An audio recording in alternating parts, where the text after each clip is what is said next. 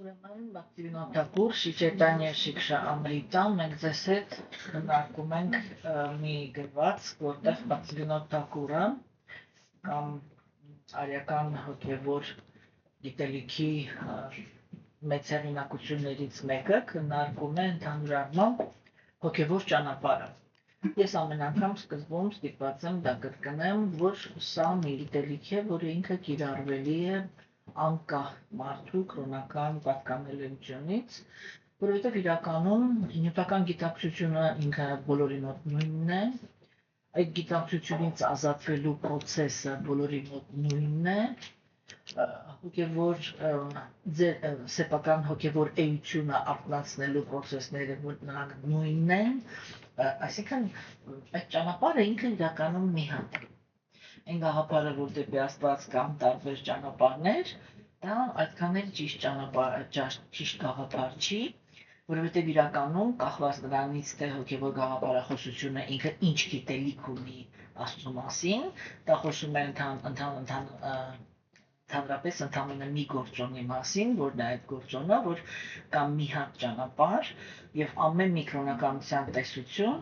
այդ ճանապարհի ինչ որ մի մասում է գտնվում։ Այսինքն կան տեսություններ, որոնք իրանք ամբողջ ճանապարհի հատվածներն են արտացոլում, հա, եւ կան տեսություններ, որոնք իրանք արտացոլում են ամբողջ ճանապարհը։ Եվ տարբերությունը միայն դրանում է կայանում, երբ որ անձնավորությունը ինքը հստակ գիտելիք ունի, թե հոգևոր ճանապարհը ինքը ընդհանրապես ինչ փուլերով է անցնում, իր համար ես կարծում եմ, որ դուք հիմա հələ դեռ մենք այդքան ինչ-որ շատ ճանապարհ չենք անցել, բայց արդեն ահագին հեշտությամբ չեք գնահատում, թե ասենք, որ գաղափարախոսությունն է ինքը որտեղից սկսեց, որտեղ ավարտվեց, չէ՞։ Այդ տեսանկյունից ասենք, այո, մենք կամաց շատ խիստ հասկացողություն ենք զարգացնելու ընդհանրապես, թե ինչպես գնահատել ցանկացած հոգևոր տեսություն։ Ոչ թե այն սա շատ կարևոր է, էլի, որ հոգևոր մարդիկ իրանք ոչ մի հոգևոր ճիքեր չեն արհամարում, հա։ Ոչ մեկ օրինակի համար, ոչ մեկ սովորելով 10-րդ դասարանում չի արհամարում առաջի դասարանցուն, հա։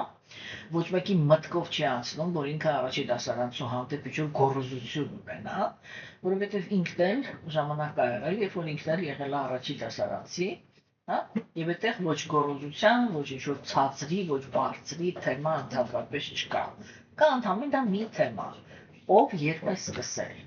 Եվ նա ով սկսել է մեզանից առաջ, ինքը պարզ է, որ մեզանից առաջ է ընկել, հա, եւ երբ որ մենք ենք ինչ-որ մի կետից սկսում, մենք էլ իր համար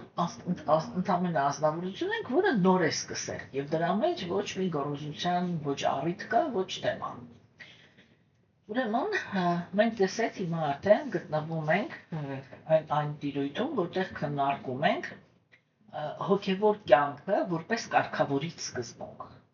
Այսինքն գլխավոր գաղափարը ինքը կայանում է նրանում, որ երբ որ ազնվորությունը ինքը նոր է մոտենում հոգևոր կյանքին, ինքը այդ հոգևոր կյանքին մոտենում է ոչ թե որովհետև սիրում է Աստծուն, ոչ թե որովհետև Աստված է իր նպատակը, հա։ Սկզբնական շրջանում կենդանիակը Աստծուն մոտենում է նյութական մոտիվներով։ Մոտիվները 4-ն են, մենք դες հետ քննարկեցինք, չէ՞։ Ազատվել տառապանքից, հաստատել, պաշտպանել ունեցած երջանկությունը կամ ավելացնել դա, հա, հետաքրքրասիրությունը եւ ազատագրումը։ Ուրեմն այս 4 մոտիվներից են կենդանիակները դիմում գերագույն Աստծո ազնվորությանը սկզբում, եւ մենք դեռ չենք մտել այնտեղ, որտեղ որ քննարկում ենք ինքը process-ը, որովհետեւ ցանկացած process-ի մեջ մտնելուց առաջ, չէ՞, ամենակարևորը դա նա է, որպեսզի մենք ունենանք գրագիտություն, թե այդ process-ի մեջ երբ որ մենք մտանք, ինչն է, որ նպաստում է նրան, որպեսզի այդ process-ը մենք անցնենք բարեհաջող, հանգիստ, ճիշտ եւ անձամբ ինձ համար շատ կարևոր է մի հատ խոսք եւ կիրթ։ Հասկանում եք, չէ՞։ Եվ ասենք ինչն է, որը ինքը կարող է խոչընդոտ հանդիսանալ հոգևոր ճանապարհը բարեհաջող անցնելու համար։ Այսինքն դու ինչի մասին է այստեղ խոսքը, ինքը շատ բարձ գաղափար է։ Ոչ մեկ չի կարող, չէ, առանց փողոցի կանոնների իմանալու նստել վեկի վրա։ Եթե ինքը նստի, դա միշտ նշանակում է, որ ինքը ունենալու է բախումներ, հա, ունենալու է խնդիրներ, ջարդելու է կամ իր մեքենան, կամ ուրիշի մեքենան, կամ բայց գրագետ ձևով է պետք մտնել, ասենք, ցանկացած դաշտ, որտեղ որ դու մտնում ես։ Առաջի խնդիրով Մաքսիմինո Թակուրը ինքը քննարկեց այն 10 պունկտը, որը ինքը օգնում է բարենպաստ է, որպեսզի մարդը ինքը ընդունի հոգևոր ճանապարհը, չէ՞։ Մենք տեսանք, որ առաջի գաղափարը ինքը դա նայել, որ հոգևոր ճանապարհը բարեհաջող անցնելու համար առաջի հերթին պետք է գտնել անձնավորություն, որը ինքը հոգևոր ճանապարհը բարեհաջող անցել է։ Համենայն դեպս անցել է մեզանից ավելի շատ։ Եթե նույնիսկ չի հասել կատարելության, այստեղ շատ կարևոր է, այսպես ասենք, էլի որ եւ 5-րդ դասարանցու համար եւ 10-րդ դասարանցու համար միան նույն ձևով հեշտ է առաջի դասարանցու սովորացնել այդ հուբերնը։ Հասկացա՞ք, չէ՞։ Էստի вообще էական չի, էլի։ Նա որ ավելի շատ է, ինքը կոչվում է ուսուցիչ, մեր համար ուսուցիչ է ամենայն դեպս, կարող է ինքը ընդհանուր առմամբ ուսուցիչ չի, բայց մեզ համար լրիվ մաների համապատասխան ուսուցիչ է, որը կարող է մեզ սովորացնի հոգևոր կյանքի սկզբունքները, ամենանախնական սկզբունքները։ Քննարկվեց, որ այդպիսի ազնվորության հետ գոյություն ունի շփվելու իր կուլտուրան, չէ՞, այսինքն որ դա այդ կուլտուրան, ամենակարևոր կուլտուրան դա նա է, որ մենք պետք է հասկանանք, որ երբ որ մենք հանդիպում ենք հոգևոր տեսանկյունից մեզանից ավելի բարձր գտնվող կենդանի ակին, ամենակարևորը, որ մեր մեջ պիտի տեղի ունենա, դա գիտելիքի փոխանցումն է։ Եթե մենք չենք օգտագործում այդպիսի կոնտակտը գիտելիք ձեռք բերելու համար, ինչ ուզում անենք, այն մնացած ամեն ինչ, հա, կարող ենք ասենք մի քիչ բարեպաշտության պաշար ենք հավաքում, բայց որպես մոտեցում էությանը, ինքը նշանակում է մենք էությանը չենք մոտեցել, հա, հասկացաք, չէ՞։ Հիմա, այսինքն գոյություն ունի այսպես կոչված պրակտիկ նվիրված ծառայության գաղափարը, որ ինքը այո, մենք կարող ենք ասել, որ երբ որ կենդանիակը ինքը հիմա այսպես էլի հակում չունի գիտելիքի հանդեպ, որտեղ դա չէ, մեզ չի որ բոլորը հակում ունեն գիտելիքի հանդեպ։ Եթե կենդանիակը ինքը հակում չունի գիտելիքի հանդեպ, ապա ամեն ինչ սկսվում է։ Մանրակրկնելուց, եթե մենք բացի մասին ենք խոսում, եթե հոգևոր ընդհանուր առմամբ ենք հոգևորից խոսում, ապա Աստծուն աղոթելու սովորություն ձեռք բերելուց, հա, կախված է դրանից եւ ինչ որ այո, պրակտիկ գործողություններ պիտի կատարվեն։ Ասենք, անձնավորությունը ինքը կարող է գնալ, չգիտեմ, իր համար օրենք վերցնի, որ օրինակ եթե ինքը քրիստոնյա է, ամեն գոնե շաբաթը մի անգամ եկեղեցի գնալուց, ասենք, ծաղիկներ տանի Մայրամի համար կամ ինչ ոչ Հիսուսի համար, ասենք, դնի իրանց մոտ, կամ ասենք, հետաքրքրվի ինչով ինքը կարող է այդտեղ օգնել, ինչ-որ մի բան մաքրի, ինչ-որ մի բան տանի լվանալու, չգիտեմ, եթե պրակտիկ ինչ կարելի է անել, ֆիզիկապես, հասկացաք, չէ՞։ Եվ իմիջիայլոց, ասենք, շատ մարդիկ իրանք մտածում են, որ բանն էլի շատ ավելի արժեքավոր է գումար տալը, չէ՞։ Նենց չի, որ արժեքավոր չի, ես սուտ խոսայի, եթե ասեի, որ դա արժեքավոր չի, բայց, գիտեք, ինքը մի հատ ուրիշ երանգ ունել, եթե պիտի շատ ուշադիր լինեք, թե ասեք, եթե դուք օրինակի համար եկեղեցուն ուղղակի գումար եք տեղադրում, այդտեղ բարեկա չէ, որ գցում եք։ Ասենք, եթե դուք եկեղեցուն գումար եք տրամադրում, այդ տրամադրությունով չարդի էլի, որ տիպը դե ես արդեն գումարը տվել եմ, այնտեղ ոնց ասած էլի, ատվիզացիա էլի, հասկացաք, չէ՞։ Դա իրոք պետք է լինի սրտացավ։ Այդ մոմենտին դուք իրոք պիտի մտածեք դրա մասին, որ հիմա աջակցում եք, հա, որ նրանք ովքեր որ պրակտիկ ծառայություն են կատարում, ասենք եկեղեցում դա լինի, մեջիթում լինի, տաճարում լինի, որտեղ ուզում լինի, հոգևոր մարդիկ իրանք ծառայություն են կատարում, այդ դուք հիմա իրանց աջակցում եք, որ իրանք կարողանան այդտեղ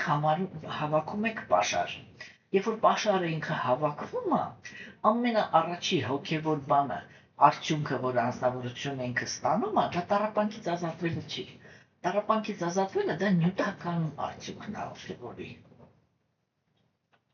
Առաջի հոգևոր արդյունքը, երբ որ դուք պաշար եք հավաքել, չէ, դա կենդանիակը ինքը սկսում է հետաքրքրություն ցուցաբերել գիտելիքի հանդեպ, այսինքն լսելու ունակությունն է բացվում։ Եթե կենդանիակը ինքը հոգևորը մտնելուց միանգամից հետաքրքրություն ունի գիտելիքի հանդեպ, հա, դա նշանակում է, որ այդ պրակտիկ բաները ինքը անցյալ կյանքերում արդեն անցել է։ Հասկացաք, այսինքն ինքը ճանապարհ շարունակող է, ինքը ճանապարհ սկսող չի, միանգամից։ Դա առաջի կետն է, որով դուք իմանում եք, որ անցյալ կյանքերում հոգևոր կյանքով զբաղվել եք։ Հասկացաք։ Հիմա հաջորդ կետը դա նա է, թե ինչքան հեշտ եք վերցնում պրակտիկան։ Հասկացաք, չէ՞։ Ու ասենք, մոտավորապես կարող եք հասկանալ, թե անցյալ կյանքում ինչ նախընտրություններ եք ունեցել, դրանով թե այս կյանքում հոգևոր պրակտիկայի մեջ ինչն եք հեշտ ու հավեսով անում։ Հա? Ինչ-որ մեկը աստվածություններին հավեսով ծառայում, ինչ-որ մեկը ավելի շատ մանտրա է սիրում կրկնել, ինչ-որ մեկը ավելի շատ սիրում է կարդալ, ինչ-որ մեկը ինքը սիրում է, այսինքն եթե մենք մեր օրինակն ենք վերցնում, օրինակ ես մարդիկ գիտեմ, որոնք իրանք բացի յոգան ընդունում են, որ սարի հագնեն։ Հա, ամեն ինչը լինում է, էլի։ Ասեք, այդ ամեն ինչ ինքը անմիջապես խոսում է, թե անցյալ կյանքում քո նախընտրությունը ինքը որտեղ ա եղել։ Հասկացաք, չէ՞։ Ուրեմն խոսացվեց նրա մասին, որ այն ինչ որ մենք ընդունում ենք որպես ուսուցիչ, մենք իր մոտ գտնում ենք ապաստարան, եթե ինքը հոգևոր ուսուցիչ է արդեն դες կլասիկ իմաստով, հա, ապա անպայման իր մոտ ձեռնադրում ենք ստանում, ինչի համար, որովհետև սա կարևոր գաղափար է, որ հոգևոր կյանքում անձնավորությունը ինքը չպետք է լինի անտեր։ Հասկանում եք, եւ ընդունել հոգևոր տեսանկյունից ավելի զարգացած մարդու հովանավորությունը հիմա ոնց եք դուք զգում էլի, որ ինքը իմինը հոգևոր զարգացած է։ Եթե ինքը հոգևոր զարգացած է, ինքը այդ իր ավակի դիրքը օգտագործում է, որ հոգ տանի։ Ոչ թե ղեկավարի, տեսեք, այնքան դժվար է այդ բանը զգալ էլի այդ գիծը, որտեղ անցավ հոգատարությունը կոնտրոլից, չէ՞, որտեղ ինքը կոնտրոլն է, չէ՞, ղեկավարներն էլ կարող են ներկայացնի որպես հոգատարություն։ Հասկացաք, հա։ Ես կարող եմ միաչափ նուրբ սիմպտոմ տամ, որ դուք հասկանաք, թե երբ է դա հոգատարություն, իսկ երբ է դա ղեկավարություն, չէ՞։ Կենդանիակը ինքը անկեղծ է հոգևորի մեջ եւ հոգատար է, երբ որ ազնվորությունը ինքը խնդիրներ է ունենում, չէ, ինքը միշտ աշխատում է չերես հասկացողություն բերի ինչ որ մի պահվածքի։ Հասկացաք, չէ։ Այսինքն իրականում, երբ որ ամեն ինչը ինքը այսպես էլի իմաստության հիմքի վրա է դրված, չէ, այդտեղ ինչքան հնարավոր է քիչ է հնչում պարտավորես պիտի, չգիտեմ, այդ բառերը ինքը ինչքան հնարավոր է քիչ է հնչում։ Ինչի։ Տեսեք, եկեք մի հատ մի թեթև այսօր все-таки վերջնական քննարկենք այդ թեման, էլի։ Իսկ դուք հովացնում եք, թե տակացնում եք։ Հա,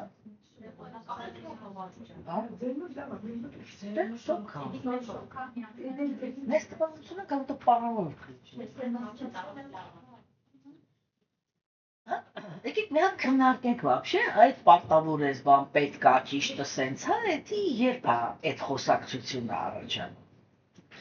Այդ խոսակցությունը առաջանում է այն դեպքում, երբ որ քո երջանկությունը չի հետաքրքրում։ Այսինքն ինչ նշանակում պետք է։ Դա նշանակում է, քեզ լավ է թե լավ չի։ Դու երջանիկ ես թե երջանիկ չես, հա։ Ուրախ ես քեզ զգում դրանից թե չէ։ Հեշտ է թե դժվար է։ Ոնց ուզում ես գնա արա, այսենց է всё։ Չէ՞։ Չիմանում ես հասկանում եք ինչ իմաստով խոսում։ Այդ խոսքերը իրանք հայտնվում են միշտ, երբ որ խոսացողի համար անձի երջանկությունից ավել կարևոր ինչ-որ ուրիշ բան կա։ Հիմա, սովորաբար ոչ միայն հոգևոր դաշտում, ցանկացած դաշտում, որն է մարդու հանդեպ պահանջը։ Ինչ ուզում ես եղի, ոնց ուզում ես զգա, ոնց ուզում ես էդի կուլտուր, ոնց ուզում ես քո մեջ պահի, ստեղ կյանքում քեզ նենց պահի, որ ոչ մեկ ինչ բան չանես, որ դու խնդիր ունես։ Չէ՞։ Եվ ժամանակակից ցիվիլիզացիաներն էլ ինքը այդպեսին է, դեպի տեղա չէ տանում։ Եվ կարեկցանքը ինքը ինչ է քիչ լավ տեղ չունենք։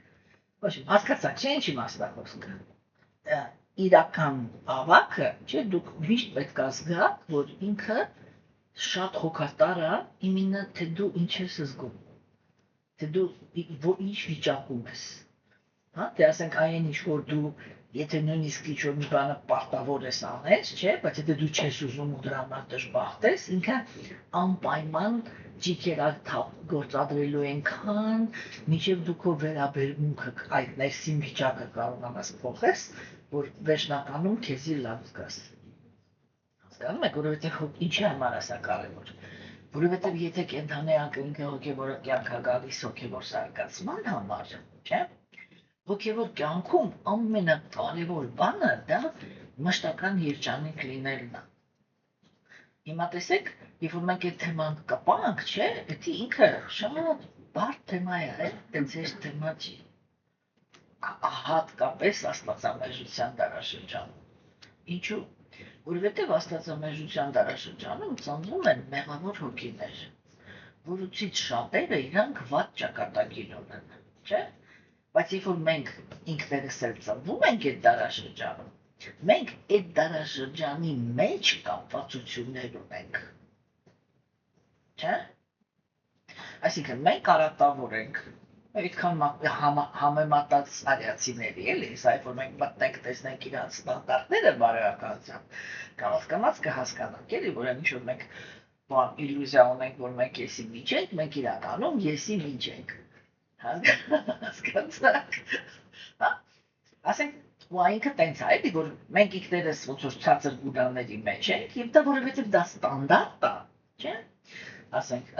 մեր ժամանակներում ոնց է, եթե ազնվորությունը ինքը բռնակալ չի, այսինքն տամակունային մեջ չի, եթե մի քիչ տենց սկսում է կրքերի գոյավիճակի սիմպտոմներ ցույց տալ, մենք արդեն համարում ենք, որ ինքը եսին ինչ լավ մարդ է, էլի։ Հասկացաք, չէ՞։ Բայց ասենք, երբ որ տենց ընդհանուր ենք նայում, չէ, ուրեմն մենք ինքներս ոչ կատարյալ բնություն ունենք, այսպես ասեմ, փափուկ, էլի։ Եվ այն ազնվորությունները, ովքեր որ մեզ շրջապատում են, այսինքն մեր ընտանիքը, հա, ընտանիքի անդամները, ծնողները, քույրերը, եղբայրները, քեռիները, մյուսը, հետո մեր սեփական ընտանիքը, ամուսինը, կինը, երեխաները, չէ, ոչ մեկ չունի բան բնություն, էլի, առաքինի բնություն։ Դրա համար բոլոր հարաբերությունները իրանք բարդ են, չէ՞։ Մի կողմից հարաբերությունները բարդ են, մյուս ինչի են բարդ, որովհետև երբ որ այդ աստվածամեժության դարաշրջանում ծնվում են այն 100%-անի էգոիստները, չէ՞։ Այդ 100%-անի էգոիստները դա նշանակում է, որ միշտ հարաբերությունների մեջ բախումներ են։ Էսի սա է ուզում, էնի նա է ուզում, ու ամենապրիմիտիվ օրինակով, էլի ասենք, այն ժամանակի, որ ես մեկն անում հաց ուտի, մեկը ասում է ես չեմ ուզում, մյուսն ասում է դե եկեք ընտանիքով սաղովս նստենք մի հատ հաց ուտենք իրար երես տեսնենք, մի ասում է չէ ես ստապում եմ, որովհետև դրսում ինձ համար մի հատ շատ ավելի կարևոր մարդ կա, որ եթե ես պիտի հանդիպեմ, դու տեղ նստի քո համար քո կրեսլոն, քո հացը կեր, ինչ ա եղել, որ այդ ամեն ինչը, չէ, ինքը դες որ այնությամբ վերցնում ես այդ հարաբերությունները միշտ ինչ-որ բարդ են, սա առաջինը։ Երկրորդը դա նա է, որ աստվածամեժության դարաշրջանում ծնվող հոգիների ճակատագրերը այդքան էլ լավը չեն։ Երբ որ կենդանեակը ինքը աստվածամեժության դարաշրջանում կրոնականություն է ընդունում, չէ,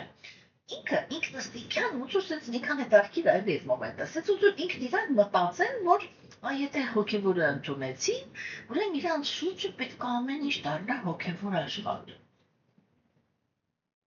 Այստեղ շատ կարևոր է այդ որ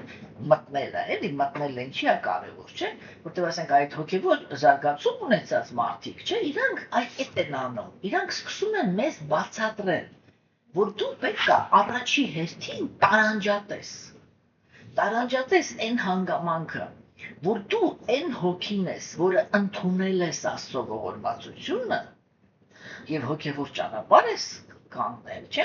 եւ քեզ շրջապատում են հոգիներ, որոնք էդի չեն ընդունել, ու դա իրանց ճակատագրով գնալու են։ Ու այդ ճակատագրերը իրանք կարող են շատ տարբեր լինել։ Մեկի ճակատագիրը կարող է շատ լավը լինի, եւ եթե դու այդ ասենք իրանց հանդեպ կապվածություններ ունես, դու ուրախանում ես, որ իրանք լավ ճակատագիր ունեցան, հա, ինչ որ մյուսի ճակատագիրը ինքը կարող է վատը լինի, չէ՞, եւ այդտեղ ոգևոր մարդը ինքը պիտի հասկանա, որ միակ բանը, որ ինքը այդտեղ կարող է անի, եթե իր դիմացինի գիտակցված ընտրությունը, օրինակ, տեսեք, ես միշտ վերում եմ իմ եղբոր օրինակը։ Երբ որ ես բացի ընդունեցի, ես շատ ոգևորված էի իրականում, հատկապես գաղափարախոսությամբ, չէ՞, ես այդպես ոնց որ բաներ, ես որ շատ կարդացող էի, ես իմ եղբոր համար ոնց որ հեղինակություն լինեի այդ հարցերում։ Ու երբ որ ինքը հասկացավ, որ ես ինչ որ սկսեցի,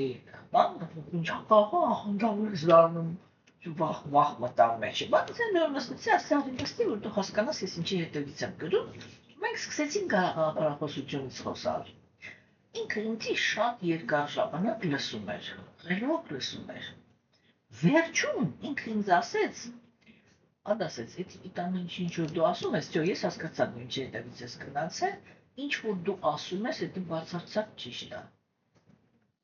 Բայց ես ուզում եմ հնարավոր կյանքը վայել»։ Դե տեսեք, ու դա գիծն էր, չէ՞։ Դա շատ գիտակցված ընտրություններ, որտեղ եթե ինքնակ ինքը ասեց, այս ինչտեղ ինչ որ դու սխալ բան ասեցիր կամ այս ինչտեղ ինքան լուսավոր չէր գաղափարը, բան, ես կասեի, որ դա իմ թերություն դա չեմ կարողացել ներկայացնել, չէ՞, բայց ինքը այդ ասաց, ինչ որ դու ասեցիր, ես հասկացա, որ էսի շատ լուսավոր բան է,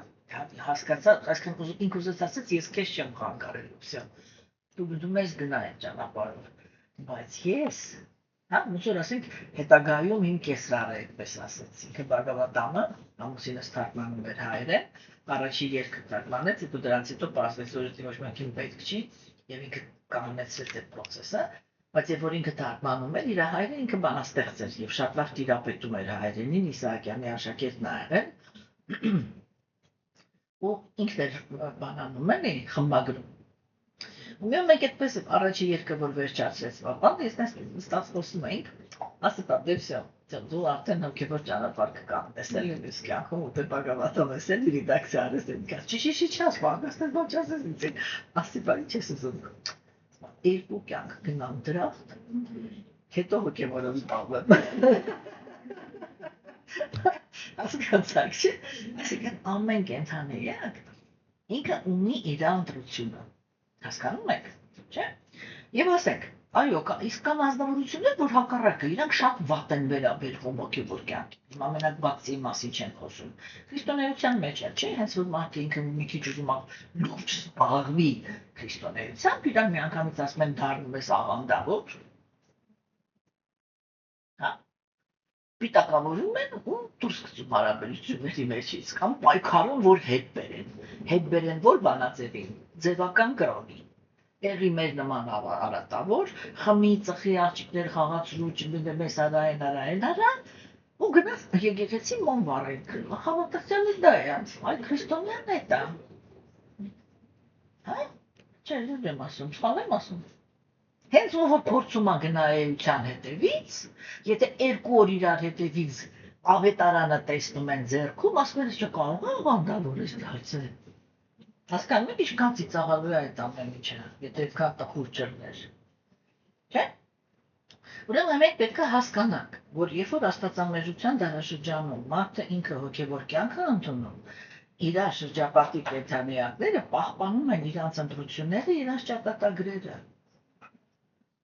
Եվ այո, իրանցից ամեն մեկը կարող է մեկը նորից եմ ասում լավ ճակատագիր ունենա, մյուսը վատ ճակատագիր։ Այսօր մենք ակրած այդ պրինցիպներից մեկն ենք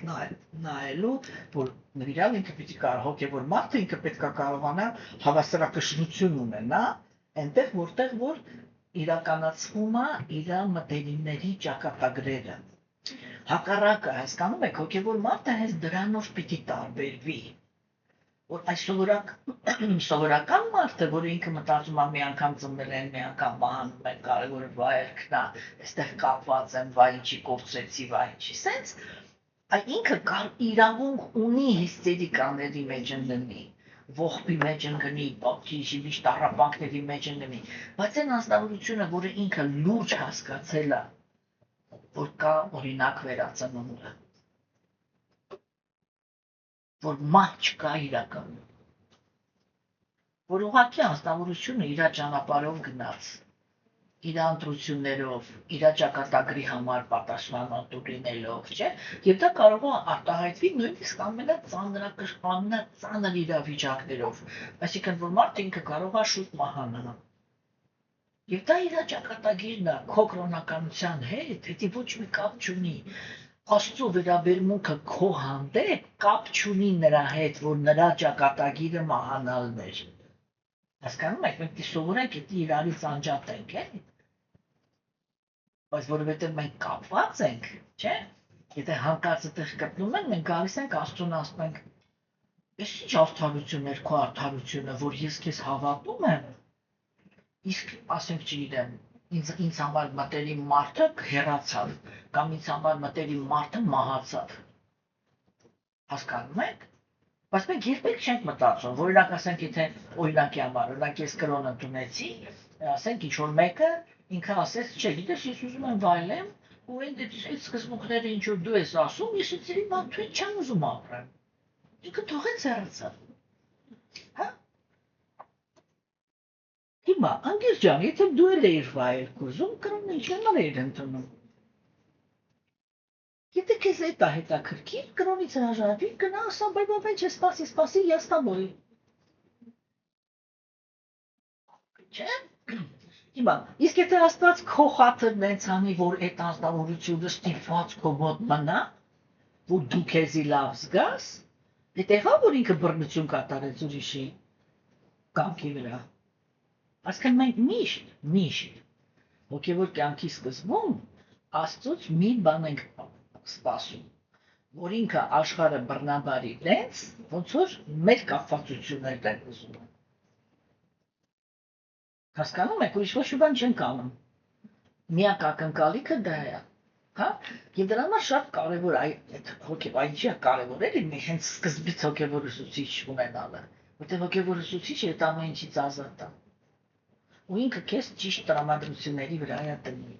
չէ՞։ Եվ եթե դու իրոք հոգևոր մարդ ես, դու հենց դրանով պիտի տարբերվես նյութապաշտից, որ երբ որ ուրիշ կենդանիակների ճակատագրերն է իրականանում, դու դրան հանգիստ վերաբերվես։ Չեմ ասում եմ, ես մի անգամից պարամահամսայի նման, բայց քո վերաբերմունքը պիտի արդեն սկսի տարբերվել նյութապաշտի վերաբերմունքից։ Հասկանում եք, որտեղ հոգևոր մարդը ինքը հասկանում է, որ ցանկացած հարաբերություններն առանձնանունին ինքը այնքան լավ օրինակ է բերում, էլ ինքը ասում է մարդիկ իրանք նման են, շեպկա ոնց է այրը։ Շեպկա, դու փուչու sense, փայտը որ ասես։ Տաշեր, հա։ Ասում մարդիկ իրանք կենթանիակներ են նյութական աշխարհում, իրանք նման են գետի մեջ ընկած տաշերների։ Որ եթե դուք նայեք, ասենք գետը հատկապես ինչ-որ մեծ մոմենտներ ունի, չէ՞, որ սենց է ալնում, մեկ էլ նայում ես, տեսնում ես այդ տաշերները սենց միտեղ հավաքեց։ Չէ՞։ Հետո մեկ էլ ցրեց։ Տարավ մի ուրիշ տաշերներ հավաքեց։ Հասկանում եք, ինքս ମୋ կյանքը ինքը այդպիսի բան է։ Ամեն մի հանդիպում ինքը տեղի ունենում է ժամանակի, որ պիտի տեղի ունենա, եւ ամեն մի բաժանում տեղի ունենում է ժամանակի, որ պիտի տեղի ունենա։ Հասկանում եք, եւ հոգևոր մարդը ինքը այդ բաները պիտի հասկանա, որ ամեն կենդանիանակ ունի իր ճակատագիրը։ Սա շատ կարևոր նաստրոյկա է,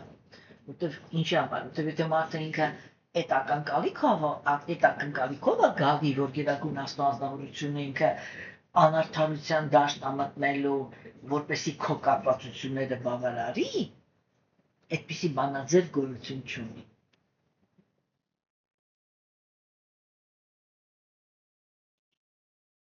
Ճանաչում եք այդպիսի մայր, որը չի աղոթել իր երեխայի համար, երբ որ իր երեխան եղել է պատերազմի դաշտում։ Չճանաչում, չէ՞, տեսնել չկարողի։ Այն ամենաանհավատ մարդը, այստեղ ասում է Աստված ջան փրկին։ Պահապաների երեխու սալամա տունվեժը։ Եղել է այդպիսի իրականություն, որ պատերազմ լինի,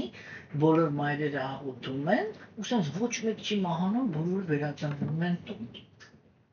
Եղել է այդպիսի բան։ Երբեք չի եղել, չէ՞։ Ինչ ա եղել։ Եղել է այնպես բան, որ ասեք ինչ-որ մեկը ինքը ողջ է մնացել,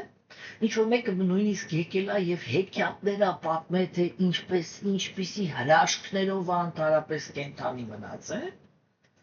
չէ՞։ Իսկ մյուսը միևնույնն ա մահացել ա։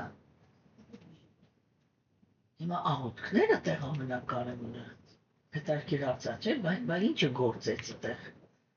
Եթե Աստված կար, բոլորը իրան հավասարապես խնդրում էին։ Ինչի ինչ-որ մասը մահացավ, ինչ-որ մասը կենդանի եկավ։ Չէ՞, բայց այնտեղ ինչ ա լինում։ Այն ովքեր աղոթում էին, բայց իրանց երեխաները մահացան, ովքեր են չէ կիտում Աստծո վրա, եթե դաժե չարտահայտել, մեկը կիտում են։ Չեն ներում Աստծուն։ Չէ՞, իսկ նրանք ովքեր որ աղոթել էին ու վերադարձավ, գնում են մոմ են բանում, մատաղել անում բան Աստված ջան, մերսի քեզի բանետի դու իրանք չեն նկատում, որ հենց կողքը ինքը այդ նույն աղոթքին չի պատասխանել։ Տեսեք այդ հարցերը տենց բարձ չի, չէ՞։ Շատ բարդ հարցեր են սրանք բոլորը։ Եվ հոգևոր մարդը ինքը պիտի կարողանա այլոց այդ նյութական աշխարհը, ասենք սենց բաները սենց ալեկոծված սովի ա նման։ Հոգևոր կյանքը դե դու նստեցիր մի հատ լոդկայի մեջ, որը նախատեսված է այդ ալեկոծված տեղից դուրս գալ։ Այդ ընթացքը, որ դու դուրս գաս, հայտնվես այն հանգիստ վայրում, որտեղ ալիքներ չկան, դա ամենաբարդ գործն է։ Հասկանում եք, ընդունել Աստծո արդարությունը նյութական աշխարհում, հասկանալ այդ արդարությունը։ Չէ, ու դրա համար է նախատեսված գիտելիքը, որտեղ ամեն մեկը ինքը պետք է հասկանա, որ դա պրոստը աղոթքով չի։ Դու քո կապվածություններից դրդված, դու դաժե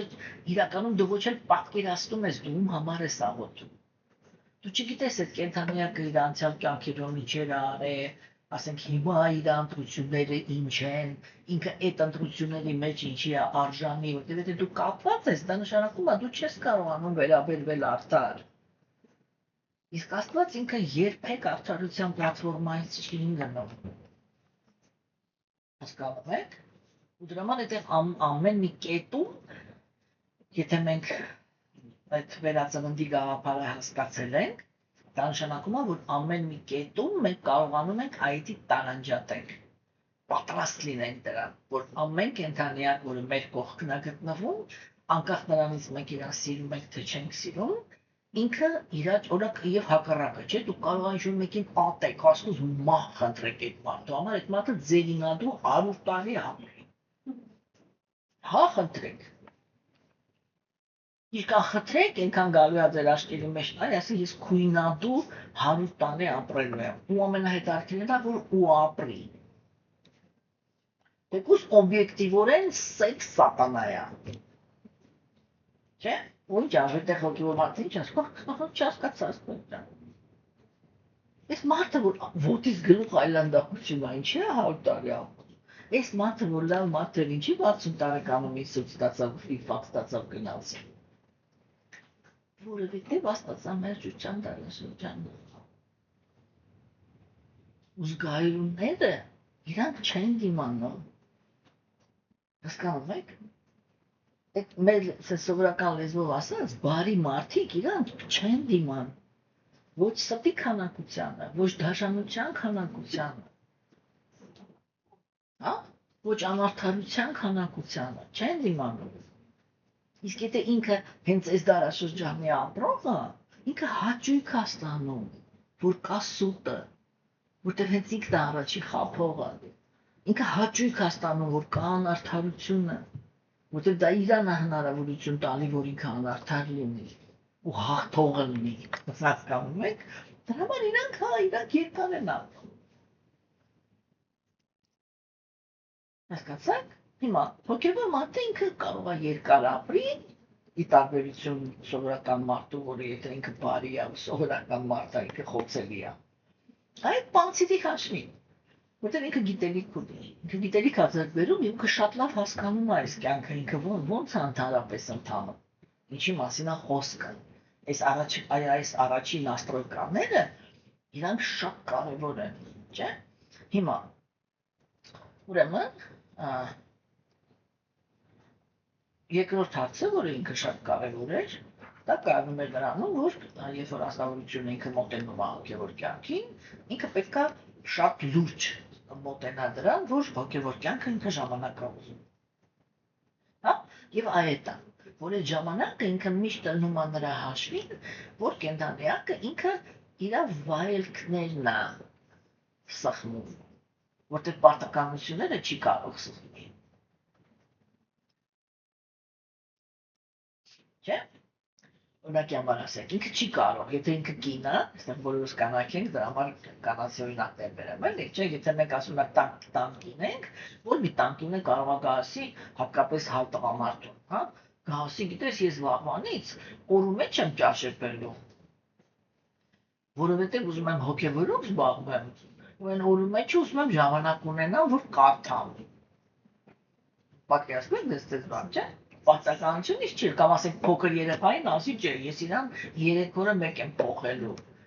որտեղ ուզում եմ, չգիտեմ, աղոթեմ։ Պարտականությունը ճզմել չի լինում, ի՞նչն ես բանանում։ Սխմում էլի։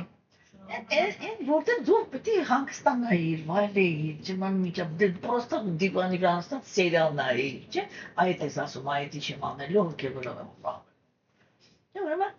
հոգևորի համար ինքը մնում է, պարտականությունը մնում է իր տեղում, հենց որ դուք հոգևոր կյանքը մտցրեցիք պարտականության հաշվի, իմացեք, որ всё, արդեն սխալ գնացիք։ Ու անպայման գերագույն աստվածնավորությունը ինքը անպայման ձեզ դաս է տալու, եթե չկանգնեցիք ժամանակին։ Հա? Ու դա առաջին հերթին արտահայտվելու է նրանում, որ բոլոր նրանք ում հանդեպ որ դուք պարտականություններ ունեք, սկսելու են ձեր հոգևոր կյանքը ատել։ Օրինակ հիմա եթե դուք մի հատ ուշադրություն դարձնեք, չէ՞, ես միշտ ձեզ տենց եմ, չէ՞, տանում, որ պարտականությունների դաշտը вообще ձեր չտակ։ Ու ինքը ասենք սկզբում մի հատ սենց են ալնում, որ թե հոգևոր կյանքի ճիսիմիջ, բայց հենց որ իրանք ֆիքսում են, որ իրանց դաշտին, այնտեղ որտեղ իրանք ձեզի վայելում են, դուք դե ձեր չտվեցիք, ասենք հա դե լավ, ինչու ես զբաղվի։ Հա? Այդ իրականում, դա պրոստը իրանց բավարարվածությունը չի, դա գերագույն աստվածնավորությունն է ինքը ձեզ ցույց տալիս, որ դուք ճիշտ եք անում։ Չէ՞ օրինակ որ ես տեսնում եմ, որ իմ աշակերտներից ինչ-որ մեկը ինքը սենց էլի ասենք ինձ ինչ-որ իմ համար ինչ-որ մի բան անելու կամ ընդհանուր առմամբ վակցի հոգևորի դաշտում ինչ-որ մի բան անելու ինքը իմ աշակերտները իմ կանայք են, չէ՞, ասենք որ ես նկատում եմ, որ ինքը սկսում է շատ տնից բացակայել,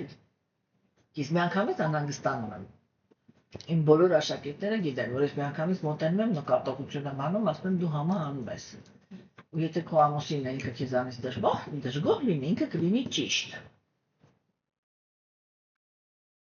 Հասկանում եք, որտեղ դա երբեք չի կարելի։ Երբ որ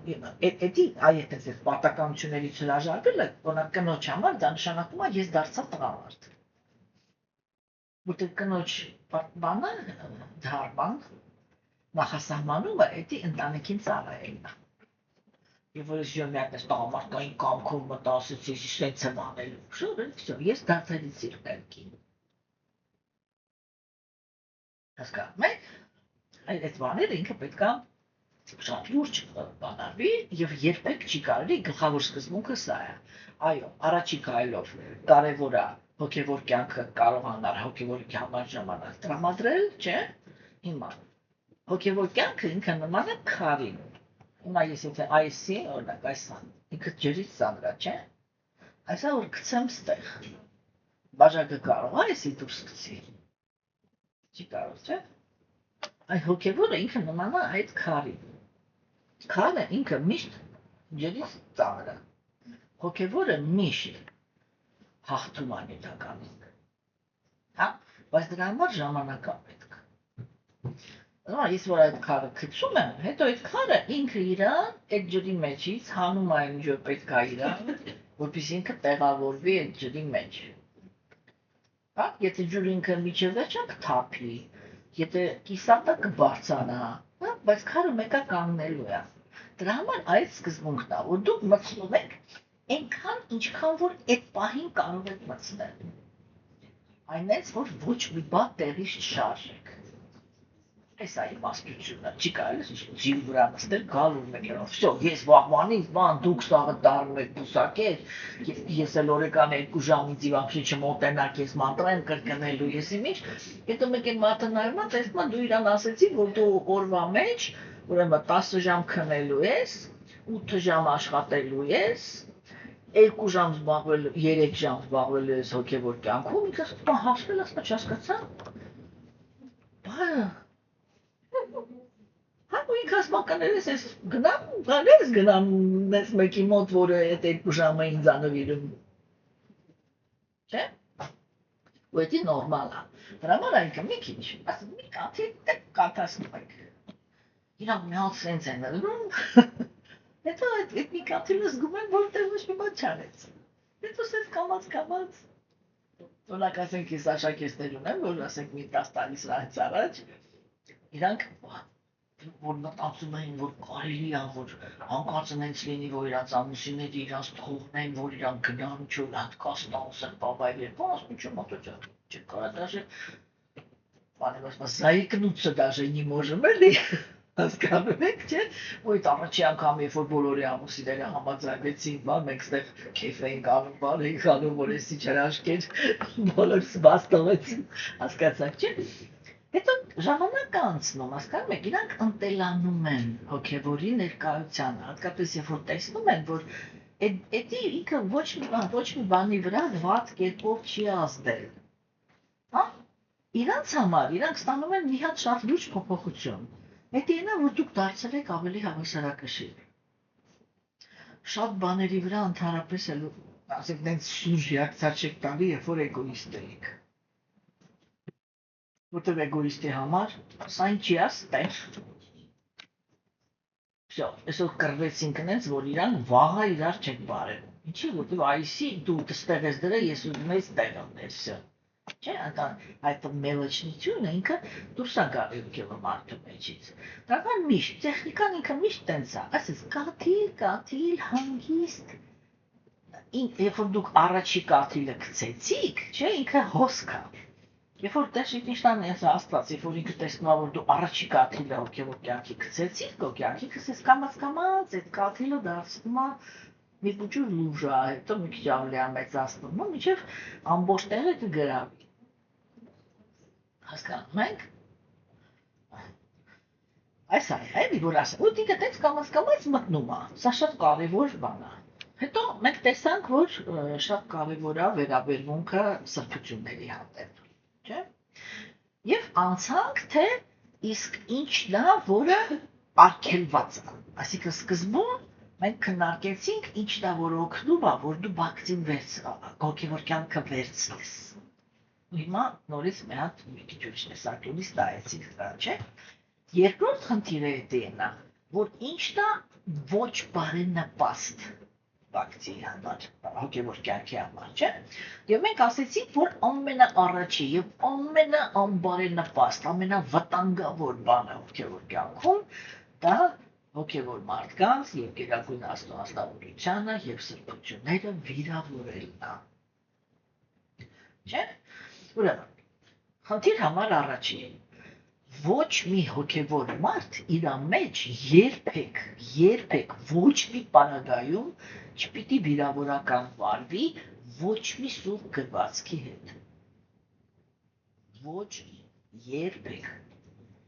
Երբեք չի կարելի, եթե դու քրիստոնյա ես, այրել Բhagavad Gita-ն, այրել Ղուրանը,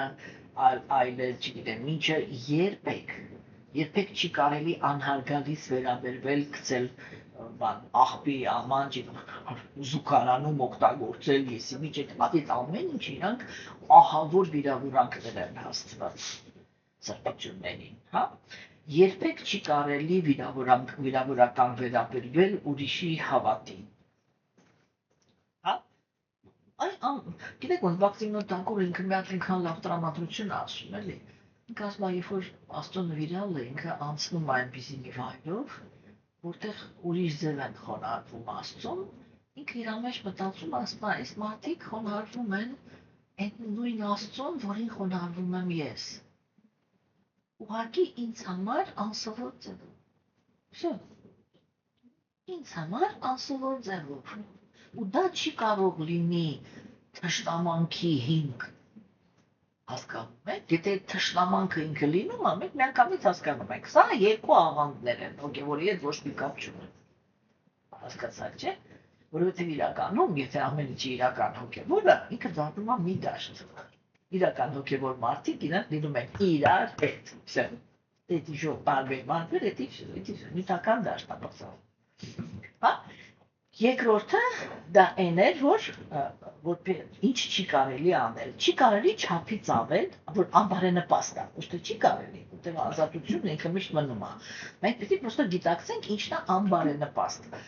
Անբարենպաստը չափից ավել նյութապաշտների հետ շփվելը։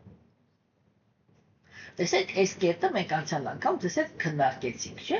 այն բանով, որ մարդիկ իրանք շատ հաճախ, երբ որ զբաղվում են հոգևորով, հենց դրա համար է, որ սովորական մարդիկ իրանք վախենում են, երբ որ իրաց ընտանիքում ինչ-որ մեկը հոգևոր կյանքի ատիմում, որովհետև եթե արվում է այդ, այսօր դուք բան եք, շներ եք вообще բսակել բաղեսի, իջ вообще զզվում եմ ձեզ, այդ չի կարելի անել, այդ առաջինը դա է, հա, այդպիսի պահվածք չի կարելի ունենալ, բայց եւ ոչ էլ կարելի է չափից ավել, այս չափից ավելն է ինքը կարևոր, հասկանում եք, Բաքսիմնոն Տանկուրը ինքը չի ասում, պիտի չշփվես, այդ ինչ որ անում են ֆանատիկները, որ միանգամից մաքսիմալիզմի մեջ են ընկնում, հա, հա, կամ դու հոգևոր ես, կամ պաշոք չոտ, այդպես բանաձև չի կարելի կիրառել, ինքը ասում է չափից ավել, ու ինքը մենք անցյալ անգամ այդ նրբությունը քննարկեցինք, չէ, որ ինքը տալիս է, որն է այդ չափից ավելը, երբ որ դու քո մեջ ֆիքսում ես, որ նյութական շփումը դու արդեն գնացել ես դրա ջրերով ու քո համար հավես է։ Դու հաճույք ես ստանում այդ շփումից։ Հասկացաք, չէ՞։ Ու ասենք կարող ես կարոտել նյութական շփումը։ Հա, ճիշտ է, իհարկե, երբ որ ազնվորությունը ինքը նոր է զբաղվում հոգևոր կյանքով, ինքը պահպանում է իր բոլոր նյութական կապվածությունները։ Կարող է այդ կապվածությունները կարոտի, չէ՞։ Բայց ինքը ժամանակի ընթացքում հոգևոր կյանքում իրականում այդ կապվածությունները պիտի թուլանան, էլի։ Այնտեղ տեսանկյունը արդեն լրիվ ուրիշ է դառնում, մենք հետագայում ինչ-որ խորանանք, այդտեղ կքննարկենք, չէ՞։ Բայց այդ է, ինքը սահմանն է, որ չափից ավել է, դա նա է, որ դու այնքան ես շփվում նյութապաշտի հետ, մինչև այդ շփումը քո համար դառնում է հաճելի։ Հաճելի դա միշտ նշանակում է, հենց այն ժամանակ ես վայելում։ Հա? Նյութապաշտները ասենք իրանք ոնց են, չէ, ասում, ինչ անենք, մի բաժակ շուրջ չխմենք իրար հետ, այդ մի բաժակ շուրջ էդ ինչ է, ժամանակի վատնում, չէ, որտեղ մարդը իրան լավ ասում, իրոտ ինքը թուլանում, հա, ինչ-որ մեկին են բռնում բամբասում, այդ բռնածի մասին քննարկում են, այս թեմաներով, որտեղ իրանց բարձրացնում են ուրիշներին ցածրացնում, բավարարվում են, թողնում գնում պարտականություններ կատարել, չէ՞։ Այդ դա է, այդ հավեսը, հա, որ այսպես, դա ժամանակի վատնում է, այդ համար այն ասում են, որ չափից ավել, իսկ որն է չափը։ Չափը դա անհրաժեշտությունն է, չէ՞։ Հիմա տեսեք այդ անհրաժեշտությունը ինքը շատ նուրբ թեմա է։ Ուրեմն, կոպիտ անհրաժեշտությունը։ Ես եկել էի, չգիտեմ, ձեզանից մի տուփ աղ խնդրելու։ Օրինակ, չգիտեմ πώς իմանաչ օրինակ բերեմ։ Եկա ասեցի, լսի բարև բան, մի տուփ աղ կարող ես դասի, ասեց հա բան, բայց դե եկել ես մարդ ենք տուն աչե բան, արի մի բաժակ կոֆե խմենք, բան հյուրասիրեմ նոր գնալ, բան չոտ, հա լավ։ Եկանք նստեցինք մի ժամ, այդ մի հատ տուփ աղը դասեցինք մի ես այդ ժամանակի վատնում, չէ, ու դուրս եկանք, որի հետևանքով իրականում մենք հետ գցեցինք պատմականություն, այսինքն այն ինչ որ կարևոր է դրա կատարելը, չէ։ Այդ բացի դե ասում ավելնորդ։ Աղի համար է եկել, աղը վեսնում ես գնում, վсё։ Հիմա եւ կա դրա նորմը։ Դա հարաբերություններն են։ Հա? Տեսեք։ Չէ՞ որ ասենք, երբ որ մենք ապրում ենք, մենակ մենք չի որ կապված ենք ուրիշներին։ Ուրիշներն էլ մեզ են չէ կապված։ Ժամանակակից հոգեբանները իրանք մարդուն տանում են դեպի էգոիզմ։ Որ այն որ կանոնությունը քեզ կապված է ու ինչ-որ բան է քեզանից սպասում, բան, դի քո իրավունքների, քո անձնական տարածքի խախտումը, ես ինչ ապա, ես չափառ ես սարքում, ամեն մեկը մի հատ իր համար սպան, մեծ չափառ է սարքում, ասպասներ չմտնեք բան, չէ, որտեղ դուք մտնում եք, դուք ինձ մենակ տրամակ եք պատճառում, չպես չի որ ճիշտ չի, բայց մենք էլ ենք ասում, ասում եք աստվածամերժության դարաշրջանում կենդանիակները ոչ մի կուլտուրա չունեն շփվելու, ու ներս ես թողնում, այն պտի պես, ինչ կա չկաս, տարորում դուրս է գալիս, հետո դու մի 10 տարի քեզի հավաքում ես, որ կարողանաս մի ուրիշ մարդու լավ վերաբերվես։ Չէ՞, նեշտի ոսնալա, էլի, բայց ասենք խնդիրը չէ, ուրիշ բան եմ քննարկում, եթե ամեն ինչ ինքը նորմալ է, չէ՞, ուրեմն դուք հասկանում եք, հոգևոր մարդ ինքը պետք է հասկանա, որ ամեն ինչը այդպես չորոտ չի, էլի։ Կարող է նույնիսկ ասենք ես գամ հոգևոր կյանքում շատ արագ ես ինքս կապվածություններից ազատվեմ։ Չէ՞։ Բայց եթե ես ֆիքսում եմ, որ իմ դիմացինը ինքը ինձ կապված է, չէ՞, ես ով պիտի լինեմ, որ արհամարեմ։ Իրայությամբ ասեմ, էլի գրեհիկ մարդ լինեմ, չէ՞։ Պրոստը ներքինից լինեմ գրեհիկ անձնավորություն, չէ՞։ Որտեղ ինչ նշանակում է, որ ինքը ինձ կապված, այդ շատ նուրբ է, չէ՞ իրական։ Երբ որ ինքը ինձ կապված է, դա նշանակում է, որ ինքը իմ ներկայության կարիքն ունի։ Ինչ նշանակում ես իրա վրա թքում եմ, ասում եմ ես գնացի հոգևոր կյանքով, դա ավելի կարևոր է, բան դու ով ես, հետա չէ՞։ Հասկանում եք։ Այ էդի դուք չափը անցաք, արդեն այն մի ծայրով։ Հա։ Այդ չափից ավելին դա նշանակում է, եթե ես հասուն եմ, կամ եթե նույնիսկ ես հասուն չեմ, ես էլ եմ կապված, չէ, ես ինքս իմ համար եմ այդի ղեկավարում, էլի, որ արյունակ ասենք չգիտեմ, մամայի կարիք ունեի, հա, կամ չգիտեմ, ամուսնու կարիք ունեի, չէ, տեսեք, երբ որ կենդանիակը ինքը տվիտության ու կրքերի գոյավիճակի մեջ ացիվ, ինքը միշտ ուզում է, ասենց, ամբողջ տարածքը գրավի։ Ինչ նշանակում կինը 3 րոպեն մեկ ամուսնու զանգում է, գործի տեղը ասում է ինչ ես անում։ Բան, լուսին են բառնում, ինչ եմ անում, աշխատում։ Չէ, բայց այդ հարցը ինքը որտեղից է գալի, որտեղ մեր ժամանակակից աշխարհը ինքը ազատ է, տղամարդիկ իրանք դավաճանում են, այդ դավաճանները մի կերպ շատ կանայք հանգիստ կուլ կտ, հանգիստ չէ, բայց կուլ կտա, բայց ընտանիքը քանդում են, թողում հեռանում են, չէ, ամեն մեկի մեջ վախ կա։ Հա, ես միշտ այդպիսի կանած ասում, լսի, այդ քո զանգը ինքը ինչ է որոշելու։ Հարհատ կինո ես չէ նայում, որ անկողնու մեջ բարկած ասում են, Նասավիշյան ոնց արել են։ Խորտակցության։ Ինչ պետք է որ ոչի բան շուճով դնենք այդտեղ չի բան հեռախոսի մեջ լացլեր ինչի ծրագիր դնենք բոյմանալ որտեղ կա ինչա հա որտեղ անվստահություն կա չէ ինչա որտեղ ներքին մաքրություն չկա ոչ մի հարաբերությունների մեջ։ Չէ՞։ Բայց ասենք եթե ինքը տենց էլ ինչ որ այդ նրբությունը կա, չէ՞։ Ասենք ես կարիք ունեմ։ Այդ սահմանը պետք է ես ինքս իմ համար սահմանել, որ այ հագեցա ու չշարունակեմ, էլի։ Գնամ ասեմ, չէ, մերսի, շփման համար գնամ զբաղվեմ հոգևորով։ Կամ ես արդեն կապվածություն չունեմ, բայց ես հասկանում եմ, որ իմ դիմացինն է իմ կարիքը ունի։ Չէ, գալ տալ այնքան կոնտակտ, որ դիմացինը ինքը ինչ-որ միջավով կշտանա և թույլ չտալ, որ ինքը զբաղացնի ամբողջ տարածքը։ Այսա այդ չափն է, որ չափից ավել։ Հասկանում եք, այսինքն որն է էլի սկզբունքը, որ ցանկացած շփում ինքը պետք է տեղի ունենա այն դաշտում, որտեղ հիմա շատ կարևոր է էլի և կոպիտ և նուրբ պլանում։ Հա,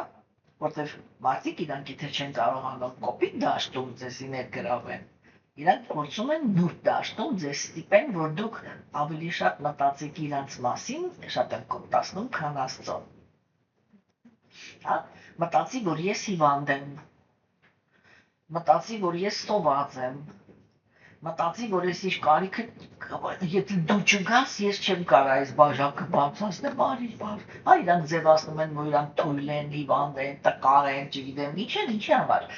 որ դուք իրանց մասին մտածեք։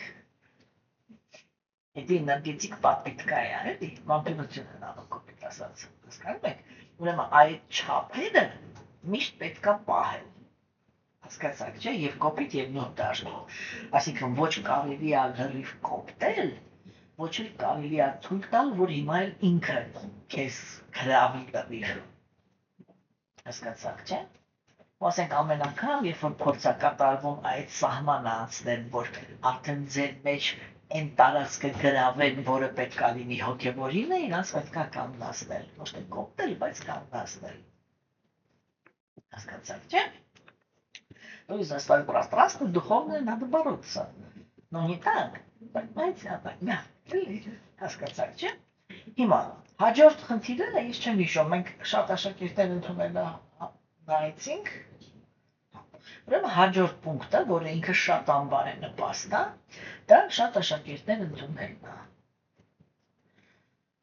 Հիմա կարող եք ասել, եթե մենք խոսում ենք նրա մասին, թե բակտին որ վերցնենք, սա դրան համար բակտին վերցնելուց առաջ ինչ աշակերտ։ Չէ՞, եթե ես ինքս սկսնակ եմ, ես ո՞նց կարող այն ձի թույլ տամ մտածեմ, որ ես աշակերտ եմ ընդունելու։ Չէ՞, այսինքն սա խոսքը չի գնում այդ հոգևորացուցիչ աշակերտ։ Աշակերտ դա միշտ նշանակում է մարդիկ, որոնք ինձանից ինչ-որ բան են սովորում։ Դա, այսինքն այստեղ ընդհանուր սկզբունքը որն է, որ կենդանիակը ինքը երբեք չպետք է այդ բալանսը խախտի, որ, ասենք, ինքը միշտ պետք է ժամանակ ունենա, որ ինքը լինի աշակերտ։ Այ ոնց այն մանում ինքը, որ ինքը չափեց ավել աշակերտ վերցրել, և որ ինքը այլևս ժամանակ չունի լինելու աշակերտը, այսինքն ինքը ժամանակ չունի սովորելու, ինքը այնքան աշակերտ է վերցրել, որ հա սովորացնում է։ Հասկացաք, այդի ահա որ անբար է նպաստը։ Ու ասենք մարդը ինքը կարող է ինքը սկսնակ լինի, չէ, հոգևոր կյանքում։ Հիմա, այդ սկսնակներով միշտ ավելի շատ են իրար ձգտում։ Սկսնակը ինքը այդքան չի ձգտում հոգևոր զարգացածի հետ շփվի։ Չեմ նկատել, ինչի։ Որովհետև հոգևոր զարգացածը ինքը ուրիշ ոչ մի բանից չի խոսում հոգևորից բացի։ Իսկ սկսնակը ինքը դեռ նյութական գիտակցություն ունի, չէ։ Ինքը կարիք ունի, որ մեկը նյութական գիտակցություն, ինքը միշտ կարիք ունի լսված լինելու։ Հատկապես աստվածամեժության դարաշրջանում, որտեղ բոլորը ուզում են, որ իրանց լսեն, ոչ մեկ չի սիրում լսել, բոլորը այդ լսված լինելու դեֆիցիտը ունեն, չէ։ Դրա համար երբ որ իրանք գալիս են հոգևոր դաշտ, Դες նստում են իրար հետ, սկսում են խոսալ իրար դարձուցավից, բանից, հոգևոր, բայց իրաց թվում որ հոգևոր շփումա չէ, ինքը հոգևոր մարդ է, ես հոգևոր մարդ եմ, մեր շփումը հոգևոր է, հետո ինչ որ խոսում ենք թե ով ում ոնց նավաճանեց, որտեղ փող կարողանում ենք աշխատենք թե չէ, երեխան ինչ խնդիրներ, որտեղ ոչ մի հոգևոր բան չկա։ Վերջում ալար, վերջում ասում ենք դե Աստված օգնական։ Այդ եղավ միակ հոգևոր բանը այդ ամբողջ խոսակցության մեջ։ Հասկացա՞ք, չէ՞։ Դրա համար այդ ազնվորությունները իրանք ձգտում են իրար հետ շփվելով։ Հիմա մի մարդը, որը ինքը սկսնակ է, չէ՞, եթե մի քիչ նյութական տեսանկյունից փորձառու է, շատի լսեք ինչ եմ ասում, ինքը մի անգամից դառնում է ուրիշ սկսնակների համար հեղինակություն։ Ինչ սենց հեղինակություն, որտեղ սկսնակը ինքը ինչ համար է եկել, ինքը հոգևոր զարգացման համար չի եկել, ինքը եկել է նյութական խնդիրներ լուծելու, չէ՞։ Եվ հասկացանք, որ ոնց կարող է սկսնակը ինքը դառնա ուրիշի համար ուսուցիչ, ուրիշ սկսնակի համար դառնա ուսուցիչ, ինքը դառնում է ուսուցիչ նյութական հարցերում։ Ու այսօր ինքը սրա տուն է գնում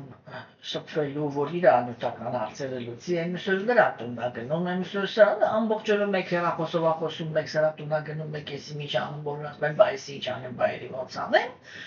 Ինքը մեկ էլ հայտնաբերում է, որ ինքը ժամանակ չունի որով զբաղվի։ Այս օր էլ անցավ,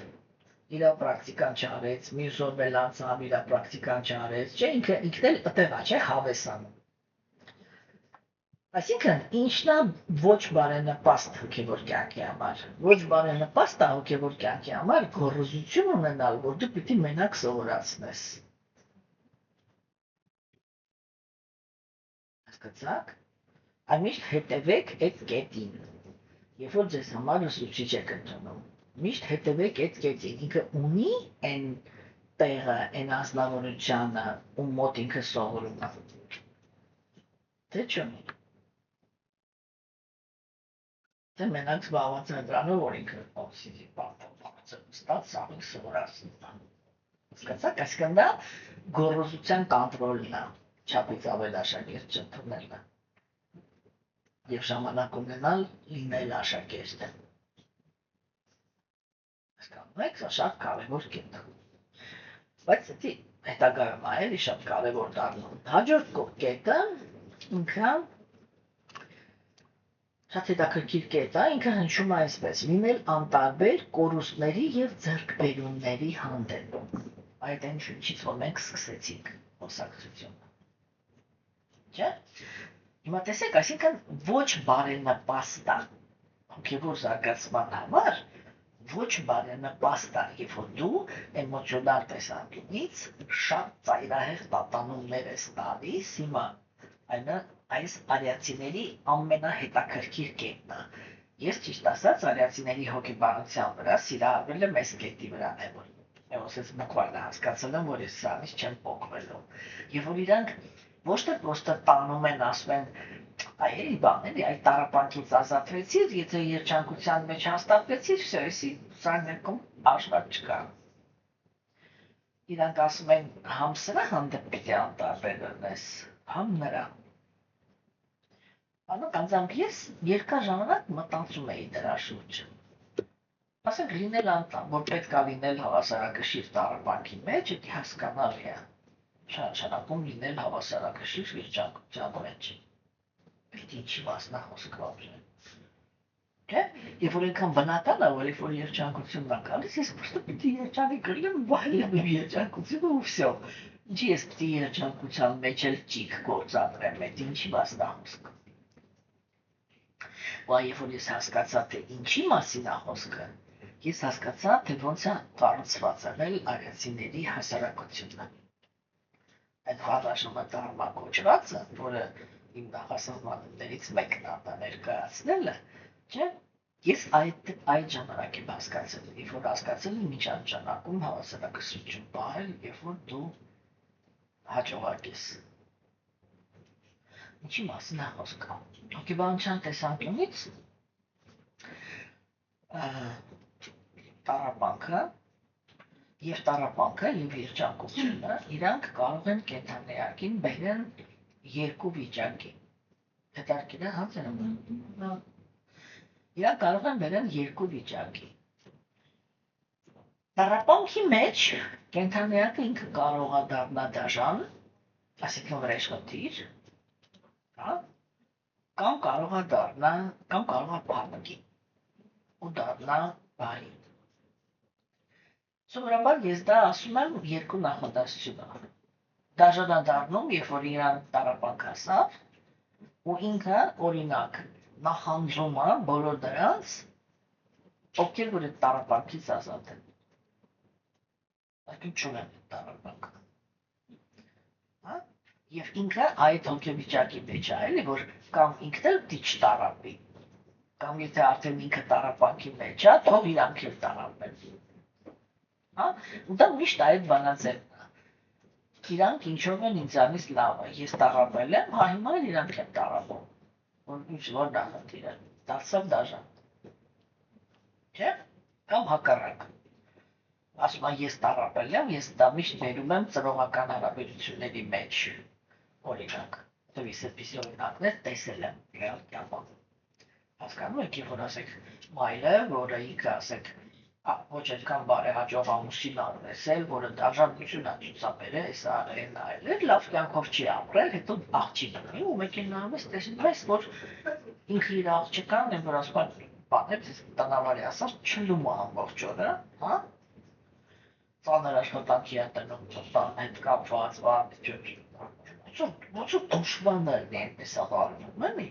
Երբ որ մոտենում ես ասես լսի, դու ինքդ այդքան տառապանք, այդքան բարձություն ես ստացել, ինչ ես խեղճել եմ այրից այդ վարկում։ Ու ինքը հանգիստ բարձրացնում աչքերով, ասում ես ինքն ինձանից ինչու է լավը։ Ես տարել եմ, հիմա էլ իրա հետ նա։ Հասկացաք, չէ՞, այսա ինքը ճամին գնաց դաժանության ճանապարհով։ Այս կետերում է, որ կենդանիակը ինքը ընտրություն է, ու այս կետերում է, որ Աստված ինքը որոշում է դու ես, ու ինչի ես արժանի։ Հասկանում եք։ Եվ այդ նույն տառապանքի մեջ մարդը ինքը կարող է գա մի հատ ուրիշ բանաձևի, որ այն տառապանքը, որ ես եմ տեսել, ոչ մեկ չտեսնի։ Ու ինքը ցանկացած տառապանքի մեջից դուրս է գալի։ Միան շատ հետաքրքիր որակավորում ձեռք բերած։ Լյուբոյ տառապանքը իր վրա հանգցնել։ Չփոխանցել։ Թույլ չտան, որ այդ գետը իր մեջով գնա, հիմա էլ սրան խփի, հիմա էլ նրան խփի, հա։ Ինքը այդ որակն է ձեռք բերում։ Ցանկացած տառապանք իր վրա կանգնացնի։ Հասկացաք։ Այդ հոգեբանությունը նշանակում է, որ ինքը հավասարակշիռ է դժբախտության մեջ, այսինքն ինքը դժբախտությունը չտարածեց։ Նախանձով։ Հասկացաք։ Հիմա իսկ ինչ արժանապում հավասարակշռություն երջանկության մեջ։ Երջանկությունը ինքը կարող է կենդանիակին սարքի ահավոր էգոիստ։ Եթե դուք արդեն Facebook-ի Ալեքսանդրը լսում եք Բաղավատամին, երբ որ ես քննարկում էի կրոնականության հասարակությունը, ես շատ սև ու սպիտակով եմ, չէ՞ ասում։ Հիմա էլ եմ սև ու սպիտակով ասելու, որտեղ դա սև ու սպիտակ է։ Իրական հոգևոր մարդիկ չեն կարող, իրական հոգևոր մարդկանց հասարակության մեջ չի կարող լինի երկու տեսակի մարդ՝ աղքատ ու դժբախտ։ Իրական հոգևոր մարդիկ իրանք չեն հանդուրժի ոչ աղքատությունը, ոչ դժբախտությունը։ Հասկանում եք, չէ՞։ Հիմա տեսեք, այբ որ անձնավորությունը ինքը ինչ է նշանակում։ Ես այս պահին երջանիկ եմ, իսկ թքածում եմ, թե դա ով է տառապում։ Այդ ինչ մասնախոսը։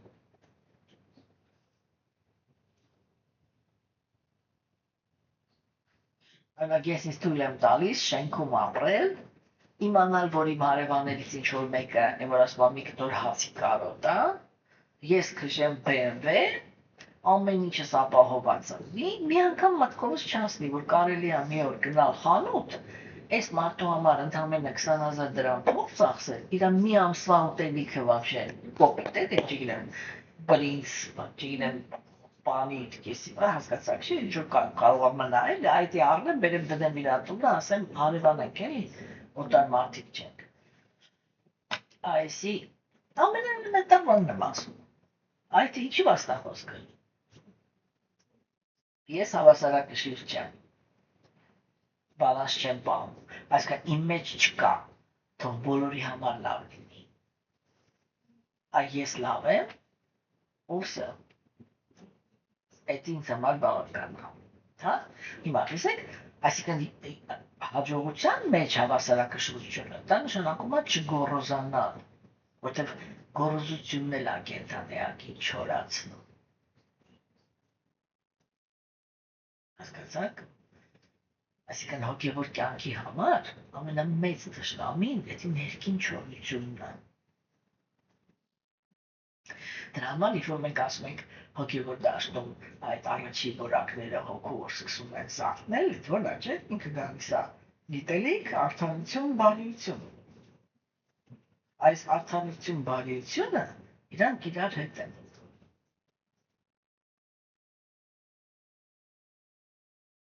Որովհետև արդարությունը ինքը կարող է մտնի դաժանության դաշտ։ Բայց այնտեղ, որ կարար մտնել դաժանության դաշտ, հոգևոր մարդը ինքը դիմադրում է բարիությամբ։ Հասկանում եք, հենց որ արդարությունը դառնում է դաժանություն, ինքը տեղ մտնում է բարիությամբ։ Ասենք կարող եմ բերեմ դրամապատի օրենքը, որտեղ բաղավարտաման ասում եք, հիշում եք, չէ՞։ Աշխատանքը սպանեց դրամապատի 5 երեխաներին։ Են բանը մատրաշ, 16-17 տարեկանները դերերը, չէ՞։ Քնած տեղը, գլխատեց, դուք պատկերացնեք մոր համար ինչ է նշանակում, որ ինքը մեկ էլ գա ու տեսնի, որ իր 5 երեխաներին գլխատել են, գլուխները կտրած,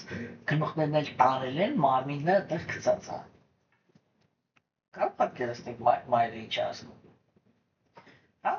Անդրոնան ինքը ասեց, ես կբերեմ նրան որ ստեղ արել, ու դու կորոշես, թե ինչ պատիժ պիտի ստանա։ Չէ՞։ Տեսեք, արդարությունը ինքը խոսում էր նրա մասին, որ աշխատավան պիտի պատժվի, չէ՞։ Բայց դրամապատին ինքը արդարությանը դեմ տվեց իր բարիությունը։ Ինքը ասեց, ես չեմ ուզում, որ աշխատավայի մայրը զգա այն, ինչ որ զգացել եմ ես։ Ինքը չմտածեց աշխատավայի մասին։ Ինքը աշխատավային կենդանի թողեց, որ իր մայրը այդ որ ազնվություն ինքը իր մեջ այդպիսին է, որ ինքը չի կարողանում, էլի, ուրիշին ցավ պատճառի, չէ՞։ Հիմա այդ նույնը, այդ բարիությունը ինքը հաջողության մեջ էլ է շատ կարևոր։ Տեսեք, մեր ժամանակներում, եթե դուք ուշադրություն դարձնեք, չէ՞, բոլոր հաջողակ մարդիկ, եթե իրանք սեփական տուն ունեն, իրանք մեծ ճապարներ են սարքում, չէ՞։ Ոչ մեկ չտեսնի իրանց կյանքը։ Այդ ճապարը իրանց ներքին կողտությունն է, որով իրանք հանդուրժում են իրանց տնից դուրս բոլոր տառապանքները ու թույլ են տալիս իրանց լինել չափից ավելի բարգավաճ իրանց այդ զաբորի ներսում։ Հասկացաք, եւ սա նշանակում է հաջողության մեջ լինել ոչ հավասարակշիռ։ По-русски это называется ликование. Ինքը ցնծում է իր մեջ։ Ես երկար այդ լիքավանյա բառն էի ուզում հասկանալ, որ ասում երկար մտածում էի, ինչի մասին է խոսքը։ Երբ որ ինքը հասավ լավ վիճակի, չէ, ինչ-որ ինչի մեջ որ ինքը իրան լավ ասում, ու ինքը ցնծում է, այսինքն ինքը մշտական ազնույթ տոնումը, ինքը մշտական տոնումը, այն որ ինքը հաղթող է։ Ամեն օր, ամեն վայրկյան, այն ամեն իր սուրճի բաժակը դաժե բռնելուց ինքը հետ է տոնում։ Իր հաղթանակը։ Հասկանում եք, ու իր համար լրիվ մեկ է։ Անդե ով տարապում, ով չի տարապում, ով հաց ունի, ով չունի, ով ինչի համար է։ Հասկացաք, չէ՞։ Ու սա ինքը ահավոր կարևոր կետ է։ Որովհետև սա է որոշում։ Այ մուր հանել ու գոռոզություն զարգացնել։ Այդ երկու կոմպոնենտները իրանք չորացնում են մարդուներս։ Հասկանում եք։ Իսկ հոգևոր կյանքը ինքը պիտի փակացնի։ Չփակնել կապանում չեմ կարող հասկանալ, հիմա ձեզ էսի դուք գալիս ա թե չէ։ Հասկանում եք, չէ՞, ինչի մասնավորում ենք երեխան։ Ուրեմն սա ահավոր կարևոր բան է։ Հիմա երկրորդ տեսանկյունն է նույն սկզբունքի, չէ՞։ Այդ ինը ինչ որ մենք ինչից որ մենք սկսեցինք խոսակցությունը։ Որ երբ որ մենք հոգևոր կյանք ենք ընթանում, չէ՞, մեր շրջապատի մարդիկ իրանք ունենում են, շարունակում են ունենալ իրենց նպատակները։ Ըստ իրանց ընտրության, ըստ իրանց ակցիալ կյանքերում առաջ չարացի եւ այլն, չէ՞։ Եվ հոգևոր մարդը ինքը պետք է կարողանա ընդունի, եթե իր ամատերիմներից որևիցե մեկը վատ ճակատագիր ունի, հա, հիմա տեսեք, ինքը պետք է ոչ թե ողբի մեջ ընկնի, ինքը կարող է ունենա կարեկցանք, անի ամեն ինչ, որպեսզի օգնի, չէ՞։ Հենց այդ տրամաբանությամբ, որ եթե ես ինչ-որ մի հնարավորություն կամ իմ մեջ ինչ-որ մի հատ ուժ ունեմ մարդուն օգնելու, որ ինքը դիմակայի իր վատ ճակատագրին, եւ այդ մարդը ինքը ծնվել է իմ կողքը, ուրեմն իրան տրված է, որ ինքը օգտվի ինձանից, չէ՞։ Այս է մի պակետ է, բայց երբ որ վերջնականում դու ինչ չիքել ուզում ան գործադրես, այդ ազնվորությունը ինքը մնում է իր ավանակի վրա նստած, իր ընտրությունների մեջ հաստատված եւ Աստուծո ստանում է իրան համապատասխան պատասխանը, հոգևոր հայտը պիտի կարողանա հանգիստ հետ կանգնի։ Հասկացաք։ Հիմա եւ մի հատ ուրիշ շատ կարևոր թեմա կա։ Տեսեք, ասենք հոգևոր մարդը ինքը ընդունեց հոգևոր կյանքը, իր դիմացինը չի ընդունում։ Եվ բնականաբար, եթե ինքը չի ընդունում, ինքը կամաց սկսում է մտածել նրա մասին, որ հեռանա։ Չէ՞։ Եվ ասենք հոգևոր մարդիկ իրանք միշտ մեղադրում են այդտեղ Աստծուն, որ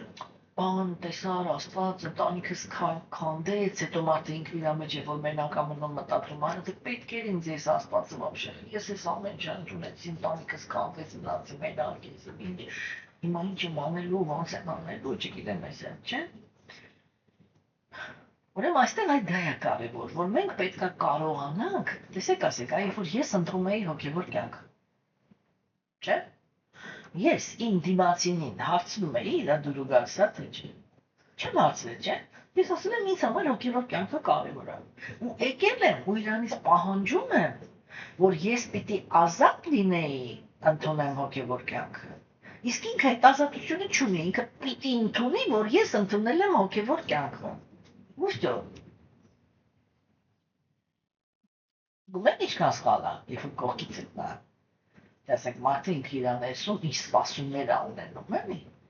Բայց այդտեղ մարդը ինքը պիտի հասկանա, որ դիմացինն էլ ինքը իր ազատությունը ունի։ Ու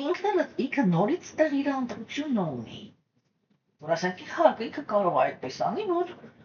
ասենք եթե իր դիմացինն ասում է կամ ես կամ հոգևորը, մարդինքը նստում լույս մտածում է իր հոգի, ես ինչ-որ սենց էֆեկտի տակ հոգևորի հետևից գնացի, ես պատրաստ եմ ես մարդու կորցնեմ, թե չէ։ Ես միշտ պատում եմ, ես այդպիսի ուսանողուհի եմ ունեցել։ Իրեմ ջահել էին, 19 տարեկան էին առաջի երկրորդ կուրսեին։ Ու սիրում էին իրար, դպրոցից իրար հետ սիրում էին, եկել էին իրար հետ ընդունվել էին, իրար նույն պարտային նստում էին, տենց ու իրար հետ վակցին ընդունեցին իցանից։ Հետո մեկ էլ տեսա, աղջիկը ինքը տես մի քիչ կարացած ընտանիքից էր,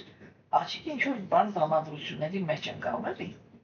Զգացի, որ ինչ-որ աղրիկոցվել է, մոտեցա խմբալ ինչ արել, բայց մեր ժամանակ ես էլ էի ջարել, 26 տարեկան էի։ Ու ինքս մի հատ հետարքիր բան ասեց, գիտեք ասեց մազրջաչի, ես երևի չկարողանամ բաքսիով շարժվեմ։ Այսինքն, բայց ոտի կոնտրոլը շատ գալիս է, հա, ստեշի, իմ դուրը գալիս է, կարող ամբողջ կյանքում մտքումս մատրակրկնա, չգիտեմ, լվացքը։ Այսին բավոն նախնատիրը, ասես գիտեք, ասեց, իմ մայրը, իմ համար, այնպիսի մայր է եղել։ Հիմա ինքը դեմ է, որ ես մտնեմ բակցի մեջ։ Ու ինքը ինձ համար այնպիսի մայր է եղել, որ ես իրան չեմ կարող ցավացնել։ Ու եթե ինքը չի ուզում, ուրեմն ես չեմ սպանվել։ Չորակ եթե ես այդ պահին լինեի աղանդավոր, ես կասեի, օտա հիմար չէ, սպասված, փրկություն, հոգում, չփամսել, պարմետան, էսի մի չբանել խոսանի, որ պատերազմ մտցնեի, չի, որ ասենք, որ հրահարեի, որ այդ երեխան դուրս գար իրա մոր դեմ։ Այս ժամանակ ես մայր չէի, ոչ էլ այդքան հասուն էի, ինչքան հիման եմ, բայց ես մեկը այդի արեցի։ Դուք չեք պատկերացնում, ես այդ պահին այդ երեխայի հանդեպ ինչ հարգանքով լծվեցի։ Ասի շուտ հանգիստ գնան, ինչու ինչքան որ կարողանում ես առանձնային անհանգստացնելով, դաժե եթե դու ամբողջ կյանքում ոչ մի բան չկարողանաս անես, պրոստը կարոտես հոգուտ մեջ են պահը, երբ որ դու վակցիով ես զբաղվել, դու մյուս կյանքում հաստատ ունես պայմաններ կստանաս, որ հոգևոր կյանքով կզբաղվես, չէ, այդպես ո՞վ է կարողանում մտածել, որ գիտի, որ կա վերածնունդ։ Այդ մի կյանքը Աստծո համար էդի մի վայրկյանը։ Հասկանում եք, չէ՞։ Այսինքն այդ ամեն ինչը ինքը ես ուզում եմ, որ դուք հասկանաք, էլի, որ հոգևոր կյանքը ինքը ահավոր նրբություն է սիրում։ Իր մեջ այդ տապորնի բաները պայքար, բանջուցես, էդի вообще հոգևորինը չի։ Հասկանում եք, ու այս բանը, որ լինել հավասարակշիռ կորուստների և հաջողությունների մեջ, չէ, այդ կետն է, որ ազնվորությունը ինքը պետք է հասկանա, որ այն ինչ որ ինքը կորուստ անունենում, դա ուրիշի ճակատագիրն էր, ու չմեղադրի դրա համար Աստծուն։ Հասկանում եք։ Որովհետև Աստված ինքը նենց բնավորություն ունի, որ սենց ասեմ էլի, իրան հավատալ, ոչ թե հավատացողների չզում եմ այդ խոսքից, իրան ընդունողների հանդեպ ինքը երբեք մտադրություն չունի, հասկանում եք, անտեղի տեղը ցավ պատճառի։ Այ հոգևոր մարդը ինքը շատ հաճախ հատկապես սկսնակները, չի, իրանք չեն կարողանում, էլի իրանց մի հատ ստապ հարց տան։ Լավ, ասենք օրինակ, ես հիմա, ասենք որ մարդը ինչ հարց է բարձրացնում, ասում են, ես քեզ հավատացի, դու չգիտես ինչ որ մեկը հերոտնից տեղից մահացավ, չէ՞, ինչի տենց արեցիր, որ դա ընկալվում է որպես Աստծո դավաճանություն, չէ՞։ Ու ասենք այդ մարդու մոտ այդ պահին այդ սթափությունը չի երիքում, էլի, որ մտածես հոգեկան հիվանդ է այդ Աստված, ինչա։ Ինքը ինչի պիտի ուզենար, չէ՞, ինքը ինչի պիտի դիտավորել կամ ուզենար, որ ասենք ես հոգևորով եմ զբաղվում, ինքը ինձի տենց ցավացներ։ Вообще, ես իմով է ինքը։ Ես միշտ ասում եմ, եթե Աստված ինքը տենց է, ինքը ամենավերջին մարդն է, ում հետ պիտի ձգտես հարաբերություն ունենաս։ Չկան կարաս իրանք հեռու մնաս։ Հասկանում եք, բայց եթե արդեն դա տեղի ունեցավ, չէ, ուրեմն ինքը միշտ մի երկու գիծ է պահում։ Ինքը այդ կողքինին տալիս է այն ինչ որ ոչ թե մենակ ինքը արժանի էր, այլև կարող է եւ ուզում էր։ Հասկացաք, չէ՞։ Ինքը տանում է նրա, այսինքն ինքը երկու կենթանի ակներին, անկախ նրանից իրանք հոգևորի մեջ են, թե հոգևորի մեջ չեն։ Ինքը այստեղ, եթե հոգևորի մեջ չի, ինքը զբաղված է նրանով, որ արդարության դաշտն է այստեղ, որ ինչ արժանի է այդ ստանում։ Բայց եթե դու հոգևորի մեջ ես, չէ, ինքը այս մարդու հետ վարվում անենց ոնց որ պետք է, իսկ դու ո՞ց պիտի հասկանաս, որ այս սրա հետ ինչ որ կատարվեց, քո հետ ոչ մի կապ չունի։ Հասկանում եք։ Հոգևորը քեզ բաց չի թողնում։ Ու բաց չի թողնում հոգևոր մարդկանց շրջապատով։ Հոգևոր մարդիկ միանգամից գալիս են քո շուրջը ու սկսում են քեզ պահել, որ հակած Էդի Աստծո այդ պահին այդ հոգևոր մարդիկ իրանք Աստծո իրանք են, որ Աստծո վերաբերմունքն են, իմինը կոնկրետ քո հանդեպ։ Հասկացա՞ք, ինքը հակառակ ինքը տեսնում որ դու ռուսերեն մի հատ լավ խոսք կա, ասում не справляешься, не справляешься с болью. Դες հեշտ չի էլի, չէ՞, սправляться с болью. Հասկանում եք, ինչ-որ մի վերք, կենցանյակը որ հələ դեռ այդ կապվածությունների ու ատելությունների մեջ է, նյութական աշխարհում, չէ՞, դա ամեն ինչը ինքը շատ բան է, չէ՞, ոգին ինքը շատ զգայուն է։ Հասկանում եք, ու այդտեղ պետք է այդ տարանջատումը մենք պետք է կարողանանք, այսպես նախապես երբ որ գիտես, չէ՞, արդեն եթե Աստված ոչ անի ինչ-որ մի հատ սիտուացիա է գալիս, դու հասկանում ես, էլի, որ հա ամեն մեկը, որտեղ ասենք տեսեք օրինակ, այ գալիս եք այդ նույն իրականությանը, չէ՞, օրինակ մարդը հիմա էլ կարող է վակցի մեջ, օրինակ, չգիտեմ, բանալի, իր երեխայի համար մանտրա կրկնի, չէ՞, մեկ էլ իր երեխան գնա միատնես մի հատ, դե հիմա միասա միատնես, անասուն բանանի, որ ուսմանն շշմատ ասում չես կրծա։ Ես ոչ մանտրա է կրկնում, ես ինչի բասենց է, հա, ինչ ինքը նվիրալ չդարձավ, ինչ ինքը նարկոման չնանում, ես իմ ինչ չէ, հասկանում եք, բայց այլին, երբ որ մենք ընդհանուր առմամբ գրագետ չենք աստվածային գիտելիքի մեջ, չէ, ես միշտ ասում եմ, մենք միշտ աստծուն մեղադրում ենք նրանում, ինչ մեր օրիքը вообще մեղավոր չի, ինքը մի հատ քայլ չի արել։ Մենք պրոստը պետք է հասկանանք, որ ինքը ամեն կենցանի հետ ունի կոնկրետ իր հարաբերությունները, այստեղ առանձին, ստեղ առանձին, ստեղ առանձին, ստեղ առանձին։ Հասկանում եք։ Ու հիմա դե պատկերացրեք, որ ասենք օրինակ դուք Աստված եք։ Մեկ էլ նա մեկ տեսնում եք այս մարդը, որ ինքը հոգևորի մեջ է, ամեն Աստծո ինձի խնդրում, մաղաչում է, որ իր երեխան ուզակի համար լինի բան մաքուր նվիրալ, չգիտեմ, բաջուակ, երջանիկ, բարի, մաքուր, ոչ ինչքան լավ բան կա, չէ՞ որ հոգևոր մարդը կարող է ուզենալ իր երեխայի համար։ Դրա կողքը ինքը տեսնում է, որ այդ երեխան ինքը ոչ մի հակում չունի ապրի, ոչ մաքրության, ոչ հոգևորի, ոչ էսի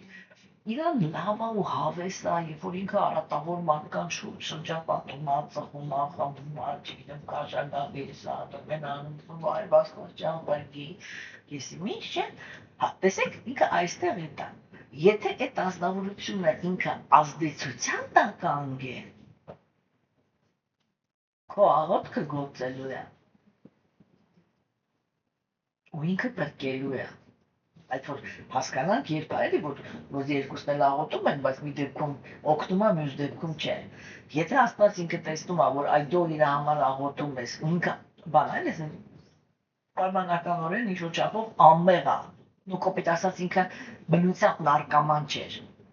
ազդեցության տակ է անգել, չէ, այդտեղ քո աղոտ օգնելու է, որ ինքը դուրս գա։ Հա, բայց եթե հենց ինքն է արատավոր, ուզում ես աղոթի, ուզում ես մի աղոթի, Աստված չի բռնանալու։ Հասկանում եք, ու ինքը հա ձեզ է տա ցույց տալու, որ ինքը իրանով է արատավոր, էսի իրան նախընտրությունն է, ու ինքը լրիվ ուրիշ բանի է արժանի։ Այդտեղ ինքը քեզանից ի՞նչ է ուզում, որ դու իրան բաց թողնես։ Տաս, որ Աստված իրականացնի արդարությունը։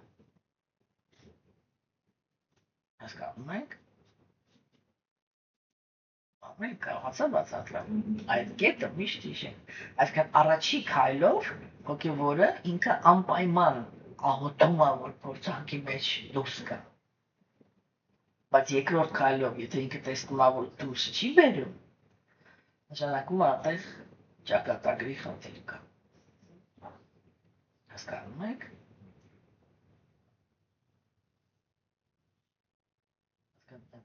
Ռուսերեն ասում են, что-то с этой дживой не так։ Մենք կարողանանք այդ իմաստությունը ունենանք։ Երբ որ մենք այդ գիտելիքի մեջ հաստատված ենք լինում, մենք կարողանում ենք հաստատում լինենք եւ դժբախտությունների եւ երջանկության մեջ։ Ու հոգևոր մարդու համար ահավոր կարևոր է հաջողության մեջ չդառնալ գոհուս։ Միշտ հետևեք, ինչպես եք դուք վերաբերվում խեղճերին։ Միշտ։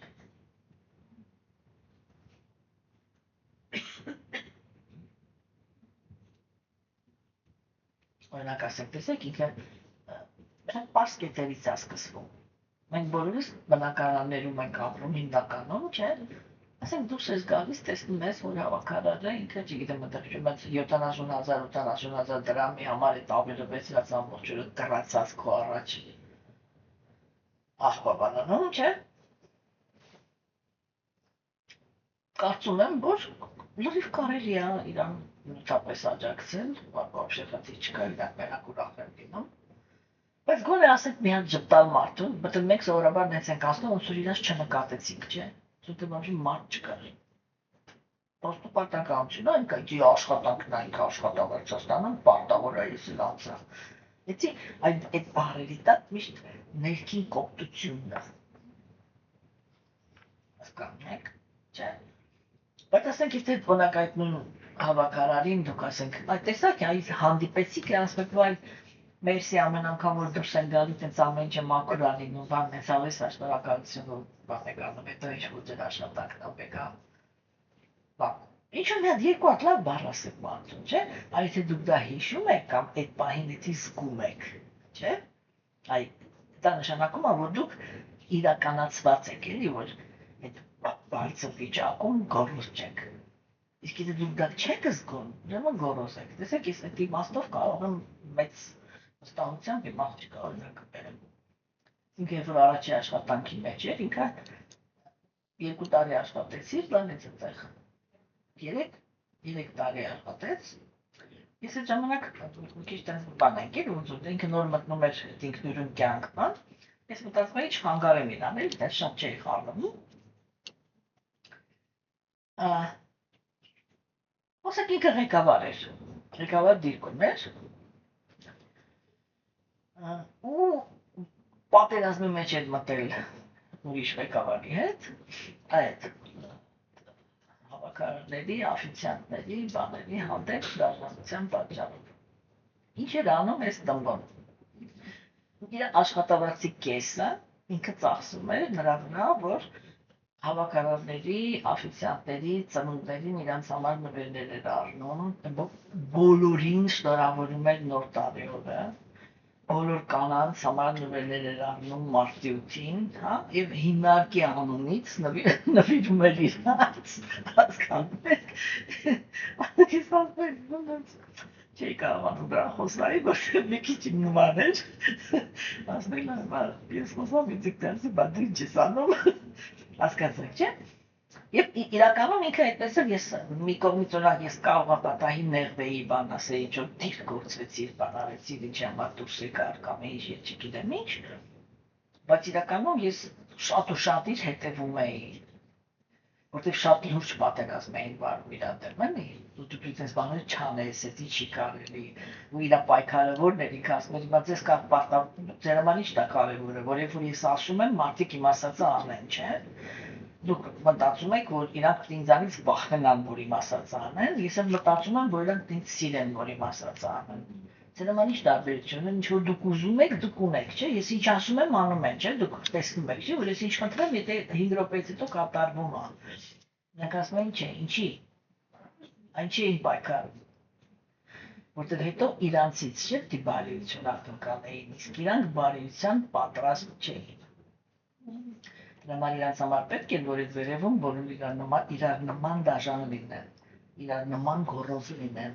որ ամեն մեկը իր ապասության արդարացված զգա։ Չէ՞։ Հասկանում եք, մեր դարաշրջանում առաքինի մարդկանց համար էդ է դժվար, իրանք դրանով են դառնում սպիտակագրավ, որ իրանք մտցնում են ստանդարտներ, որոնք շրջապատի մարդիկ պատրաստ չեն պահել,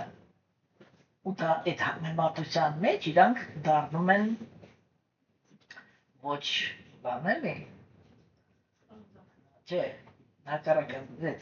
как раз ստանդարտը ինքը դառնում է վարդեն ուրիշ ձևի է, չէ, գնահատվում, որ այ կարելի է սենց լինել, չէ, ինչի եք սենց։ Հասկանում եք, ու դրա համար փոխարեն իրանք աճեն, իրանք այն ինչ որ իրանցից տարբերվում է դեպի դրական կողմը, դրան ոչնչացնում են, որպեսզի սովորական մարդիկ իրանք հասկանան, որ լյուբոյ մարդ, ով որ փորձելու է դաժանության սիստեմայից մի քայլ էս կոմեն կոմանի, ինքը ոչնչացվելու է, ու բոլորը վախենան դառնան լավը։